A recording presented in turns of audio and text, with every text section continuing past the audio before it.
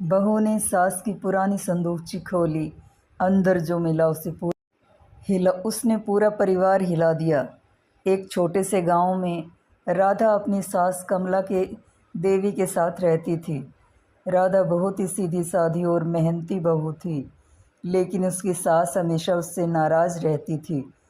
एक दिन कमला देवी ने गुस्से में कहा, तुम्हें इस घर में आकर मेरा बेटा ही मुझसे छीन लिया।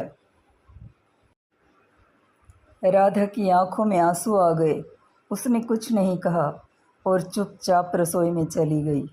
उसी रात कमला देवी की तबीयत अचानक बिगड़ गई। उन्हें अस्पताल ले जाया गया।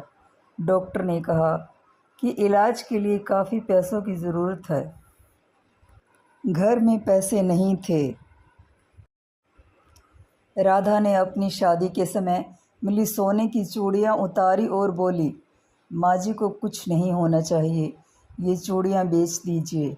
कमला देवी ने ये बात सुन ली। उनकी आंखों से आंसू निकल पड़े।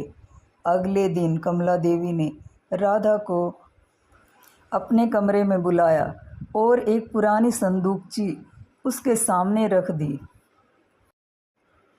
उन्होंने कहा, बहू, आज मैं तुम्हें इस संदूक का राज बताना चाहती हूँ। साथ में संदूक खोला। अंदर पुराने कपड़ों के नीचे एक पीला पड़ा हुआ खत रखा था। राधा ने खत खोला तो उसमें लिखा था, कमला, अगर कभी मेरा बेटा और उसकी पत्नी तुम्हारे साथ हों तो उन्हें यह सच ज़रूर बताना। राधा हैरान रह गई। कमला देवी रोते हुए बोली, यह खत तुम्हारे ससुर ने मरने से पहले लिखा था। उन्होंने कहा था कि इस घर की असली वारिस तुम हो। राधा के हाथ कांपने लगे। दरअसल राधा के ससुर ने अपने ज़मीन और घर का एक बड़ा हिस्सा बहू के नाम कर दिया था, क्योंकि उन्होंने राधा की ईमानदारी और सेवा को शादी से पहले ही देख लिया था।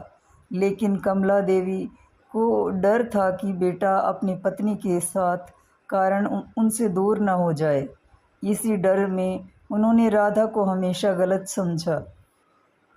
कमला देवी ने राधा का हाथ पकड़कर कहा, बहू, मैंने तुम्हें बहुत सताया, लेकिन आज समय समझ गई कि बेटी और बहू में फ़र्क हम ही करते हैं।